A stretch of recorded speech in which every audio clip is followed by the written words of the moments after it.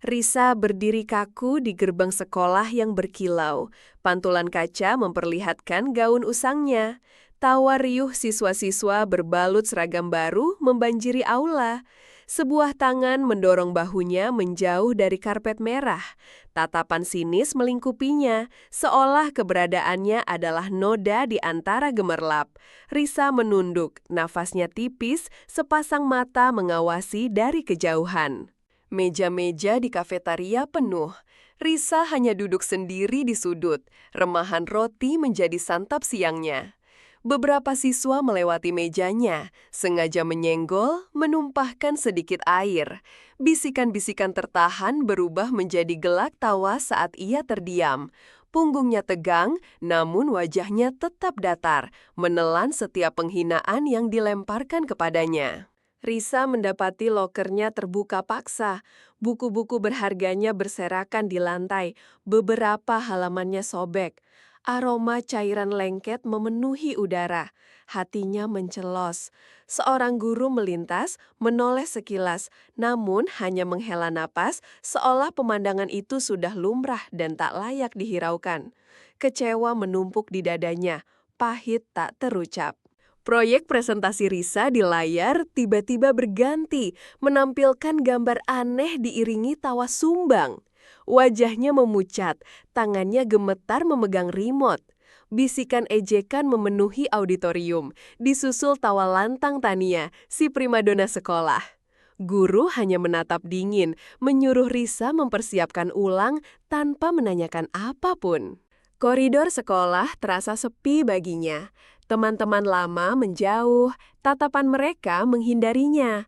Di perpustakaan, meja di sekitarnya sengaja dikosongkan. Risa merasakan dinginnya pengucilan sosial yang perlahan mencekiknya. Sebuah buku tua, lusuh, terselip di dalam tasnya, satu-satunya penghibur dalam isolasinya. Pada acara api unggun sekolah, Risa ditarik paksa ke sudut hutan. Sorot ponsel menyorotnya, tawa mengejek Tania dan gengnya menggela. Sebuah lilin kecil di genggamannya direbut, dilemparkan ke semak belukar. Ia ditinggalkan sendiri dalam gelap, dingin menggigit kulit, namun api kecil di matanya mulai menyala. Loker Risa kembali dibobol. Sebuah liontin perak usang, satu-satunya kenang-kenangan dari ibunya, telah raib.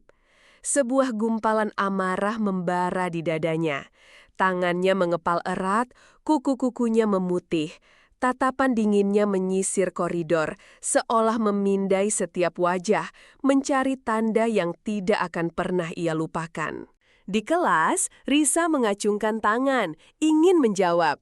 Namun, tatapan guru selalu terarah pada Tania atau anggota gengnya. Pertanyaan Risa diabaikan, seolah suaranya tak pernah ada. Diskusi kelas dikuasai oleh opini mereka, seolah kebenaran mutlak hanya milik mereka. Risa hanya mengamati, menyimpan setiap detail ketidakadilan. Dalam salah satu buku tua di perpustakaan, terselip sebuah kunci berkarat dan selembar peta yang samar. Peta itu menunjukkan area terlarang di bangunan sekolah. Rasa penasaran membakar Risa. Sebuah firasat aneh membimbingnya, seolah ada rahasia besar yang selama ini terpendam di balik tembok-tembok kuno sekolah ini. Malam gelap, Risa menyelinap ke area terlarang yang ditunjukkan peta. Debu tebal menyelimuti ruangan-ruangan kosong. Ia mengikuti tanda-tanda samar hingga menemukan sebuah lemari arsip tua. Jantungnya berdebar kencang. Setiap sentuhan pada dokumen terasa seperti membuka portal ke masa lalu yang terlupakan. Di sebuah kantor notaris kota, Risa duduk dengan tenang, mendengarkan. Tangan kurus sang notaris menyerahkan sebuah dokumen tebal. Setiap kata yang terucap mengungkapkan kebenaran yang menakjubkan. Ia adalah pewaris tunggal pendiri sekolah yang selama ini dianggap hilang. Rahasia besar keluarga Tania terkuak di sana. Berhari-hari, Risa mengumpulkan bukti, menyusun potongan-potongan teka-teki. Foto-foto, dokumen-dokumen legal, semua tertata rapi di mejanya yang sederhana.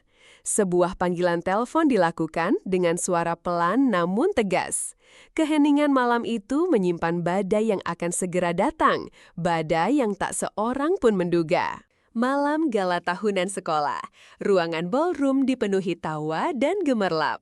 Risa muncul, mengenakan gaun sederhana namun elegan, kontras dengan seragam lamanya. Aura ketenangan memancar darinya. Tania dan gengnya menatapnya dengan pandangan merendahkan, tak menyadari bahwa kepingan catur telah berbalik arah. Di tengah pidato kepala sekolah, Risa melangkah maju. Tangannya memegang sebuah map berlogo resmi. Keheningan menyelimuti ruangan saat ia mulai memaparkan data-data valid, bukti penyelewengan, dan dokumen warisan yang sah. Wajah-wajah sombong Tania dan orang tuanya memucat. Sorot mata mereka beralih menjadi ketakutan murni. Kepala sekolah dan Tania diberhentikan. Risa kini berdiri di puncak tangga sekolah, menatap halaman. Sekolah perlahan berubah, namun tatapannya tetap tenang, jauh. Ia adalah penguasa, namun keheningan tetap menjadi sahabatnya. Sebuah senyum tipis terukir, bukan senyum kemenangan, melainkan senyum kelelahan yang dingin.